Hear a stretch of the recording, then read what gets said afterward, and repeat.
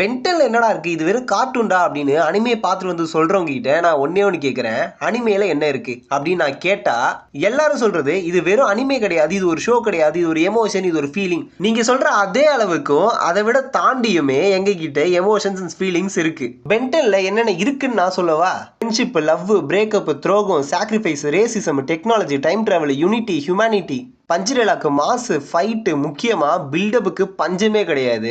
எல்லாத்துக்கும் மேல ஸ்டோரி பிச்சு தள்ளும். சரி, அனிமே பாக்குறவங்க கிட்ட நான் ஒன்னே ஒன்று கேட்கிறேன். ஃபார் எக்ஸாம்பிளுக்கு இப்போ நருட்டோ அண்ட் டிராகன் பால் மாதிரியான அனிமேவை பார்க்காதவங்க கிட்ட போயிட்டு இதோட ஸ்டோரி என்ன, இது எந்த மாதிரியான ஸ்டோரி அப்படின்னு கேட்டா ஒருவேளை தெரிஞ்சிருந்தா எந்த அளவுக்கு தெரிஞ்சிருக்கும் அப்படின்றது எனக்கு தெரியாது. ஆனா அதுவே பென்டன் பத்தி பார்க்காத ஒரு ஆள் கிட்ட போயிட்டு பென்டன்னா என்னன்னு தெரியுமான்னு கேட்டா கூட இது ஒரு கார்ட்டூன், அந்த கார்ட்டூன்ல ஒரு பையன் இருப்பான், அவன் கையில ஒரு வாட்ச் இருக்கும், அந்த வாட்சை யூஸ் பண்ணி பல ஏலியனா டிரான்ஸ்ஃபார்மேஷன் ஆக முடியும்ன்ற அளவுக்கு தெரியும்.